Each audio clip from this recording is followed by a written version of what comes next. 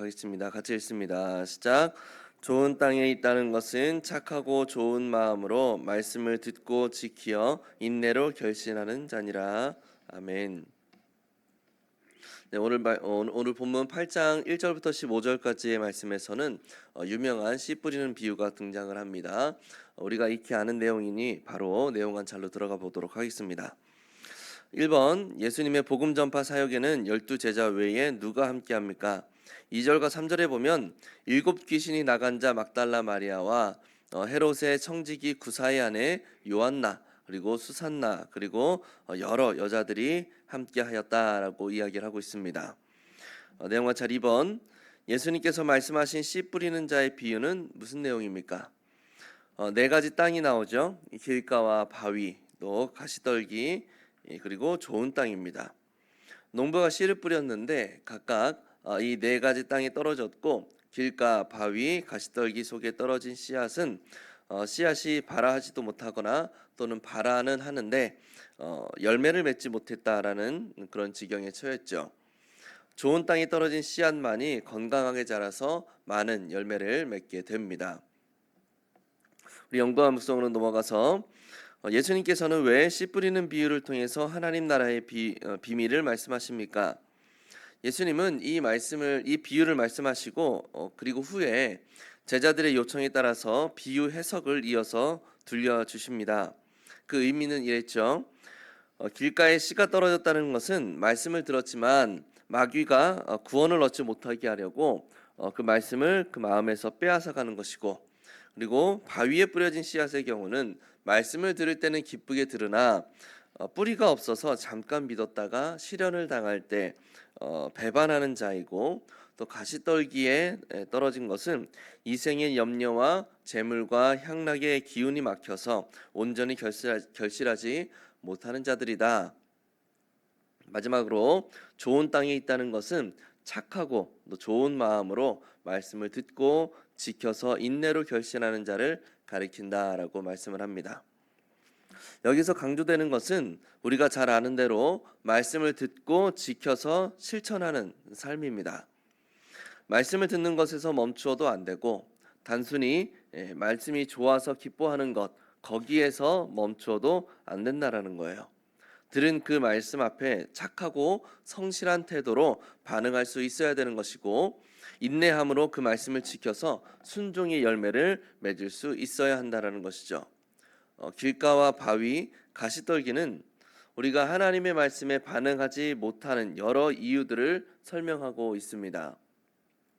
사탄이 그 심령을 주장하거나 또는 시련으로 인하여서 그 마음이 꺾여버리거나 그것도 아니라면 염려와 재물과 향락으로 그 눈이 멀어버리는 것들은 말씀이 열매 맺지 못하게 만드는 직접적이고 또 강력한 원인이 되어버리는 겁니다. 그러나 중요한 것은 그런 큰 도전이 발생한다 하더라도 어떻게 해야 된다는 겁니까? 순종해야 된다라는 거예요. 순종의 열매를 맺어가야 된다라고 말씀을 하시는 겁니다. 여기서 한 가지 더 우리가 살펴보고 싶은 것은 12제자와 함께 예수님의 곁을 지켰던 사람들의 존재입니다. 바로 여자들이죠. 막달라 마리아와 요한나, 수산나 그리고 여러 여자들이 자기들의 소유로 예수님을 섬겼다라고 이야기를 하고 있어요. 당시 여인들이 율법에 대한 가르침들을 받는 것은 일반적인 모습은 아니었습니다. 회당을 세우기 위한 전제 조건도 유대인 남성 10명이 있으면 세울 수 있다라는 것이었는데, 여기서도 여자는 크게 개의치 않게 되었죠. 여성은 배제가 되었어요. 예배를 드릴 수는 있었으나 여자들이 예배를 드릴 수는 있었으나 남성들처럼 의무적으로 예배에 참석할 필요는 없었습니다. 이 말을 다시 말하면 한마디로 오든지 말든지 마음대로 해라라는 거예요. 또 당시의 문화에서는 길거리에서 여성이 남편이 아닌 남자와 몇 마디의 대화만 나눠도 이혼의 이유가 되었습니다. 여성의 지위와 권한이 굉장히 낮았다라는 거죠. 그런 여성들을 향해서 예수님은 그들을 막지 않으시고 오히려 그들이 예수님께 나와서 말씀을 듣고 예수님 곁에서 섬길 수 있도록 허락해 주신 거예요. 허용해 주신 거죠. 단순히 길거리에서 여성과 대화를 나눴다라는 그 사실 자체만으로 추문을 일으켰다라는 오해를 불러일으킴으로써 랍비로서의 권위에 상당한 타격을 입을 수 있었음에도 불구하고 예수님은 그들을 받아들이시고 인격적인 대화를 나누셨으며 그들을 향한 은혜와 사랑의 마음을 잃지 않으셨다라는 거예요. 율법의 가장 중요한 것은 무엇입니까?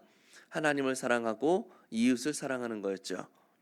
예수님은 이웃이라고 인정받지도 못했던 여인들, 그 여인들을 향해서 그들의 인격과 존재를 인정하시며 사랑을 직접 행하심으로써 율법의 정신을 실천하셨던 겁니다.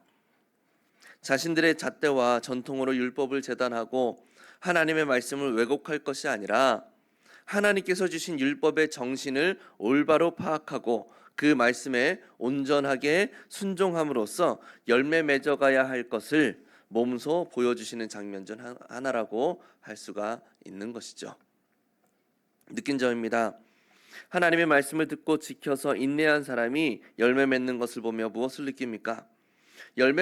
말씀의 열매를 맺는 것에는 3단계의 전제 조건이 필요하다는 것을 우리가 기억할 필요가 있습니다. 하나님의 말씀을 먼저 듣는 거예요. 여기 듣는다라는 말에는 그것을 바르게 인식하고 또 깨닫는다라는 것을 의미합니다. 말씀을 집중도 있게 들어야 되는 것이고 그 말씀을 이해하고 깨닫기 위한 노력과 헌신이 필요하다라는 거예요. 알지 못하는 것을 믿는다라는 것은 말이 안 됩니다. 또 알지도 못하는데 그것을 지켜낸다라는 것 또한 어불성설이죠. 첫 번째가 이루어지면 내가 바르게 깨달은 그 말씀을 지켜내는 두 번째 단계로 나아갈 수 있게 되죠. 아는 것에서 멈춰버리면 안 되는 거예요. 내가 하나님의 말씀을 제대로 알고 있다면 그것은 나로 하여금 그 말씀을 지켜내고 하나님께서 지켜내라고 하나님께서 깨닫게 해주신 겁니다. 알게 된 그 말씀을 지켜내야 되는 거죠. 그러나 그 말씀을 지켜내는 과정이 결코 쉽지가 않아요. 나의 기득권을 포기해야 되는 경우도 있고 나의 자존심과 또 권위를 내려놓아야 하는 일이 발생할 수도 있습니다. 하나님의 말씀을 지켜내기 위한 그 과정 가운데 발생하는 여러 불이익들에 대하여서 내가 참고 인내해야 되는 것이 바로 세 번째 단계입니다. 이 세 가지 단계 중 어느 것 하나라도 빠지면 제대로 감당하지 못하면 하나님의 말씀의 열매들이 우리의 삶에 나타나기란 소원해질 수밖에 없는 겁니다. 그렇다면 적용으로 넘어가서 예수님의 말씀 중에 내가 염려함으로 온전히 순종하지 못하는 것은 무엇입니까? 앞에서 말씀드린 그 세 가지 단계 중에서 3단계에 해당하는 모습이라고 할 수 있습니다. 인내하지 못하는 거예요. 그 말씀이 열매 맺을 때까지. 특별히 염려와 연관된 부분은 내가 하나님을 신뢰하지 못함으로 인해서 발생한다라고 보여요. 내가 하나님의 말씀에 순종했을 때 하나님이 나 몰라라 하시면 어떻게 하지? 라는 그런 생각들. 순종함으로 인해서 나에게 큰 금전적 손해가 발생하면 어떻게 하지? 말씀에 따르는 것 때문에 불이익이 발생하면 어떻게 하지? 라는 그런 걱정과 염려들. 이런 마음들은 계속해서 우리의 마음을 갉아먹을 것이고 우리의 믿음을 점점 왜소해지게 만들 것입니다. 이런 염려로 인하여서 정작 하나님의 말씀에 순종해야 될 그 순간에 고민하게 만들고 순종하지 못하게 되는 일이 발생을 하게 되는 거죠. 결론입니다.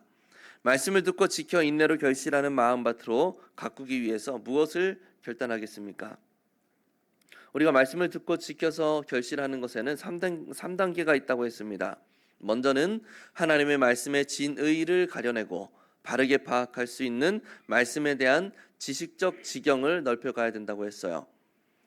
그리고 다음으로는 그렇게 깨달은 말씀을 지켜내겠다라고 하는 그 의지를 기르셔야 합니다. 그리고 의지를 가지고 말씀을 지켜갈 때에 어떤 상황이 발생하더라도 넉넉히 인내해낼 수 있는 오래 참음의 능력을 함양하셔야만 합니다. 말씀을 듣고 열매를 맺는다는 것은 단순히 어느 것 하나를 잘한다고 해서 되는 게 아니거든요. 열매를 맺는다는 것은 그야말로 우리 신앙의 전반에 걸친 성장과 애씀의 노력들을 총망라하여서 이루어지는 작업입니다. 따라서 어느 것 하나에만 집중할 것이 아니라 모든 것에 두루 성장할 수 있어야만 해요. 그런데 어렵죠, 이것이. 어려워요. 어렵지만 우리의 삶의 목적이 말씀의 열매를 맺는 것에 있다라고 한다면 결코 포기할 수 없는 부분이죠. 따라서 하나님의 말씀을 더 깊이 있게 알아가기 위해서 애쓰시기를 바랍니다. 그렇게 깨달은 말씀을 지켜내겠다고 하는 의지를 또한 불태우시기 바랍니다. 그리고 그 가운데 발생하는 여러 어려움과 고민과 염려 속에서도 인내함으로 결국 열매를 맺어가는 삶이 되시기를 바랍니다. 이것을 통해서 하나님께서 기뻐하시는 삶의 그 모습들을 이루어갈 수 있는 우리 모두가 될 수 있기를 예수님의 이름으로 간절히 축복합니다.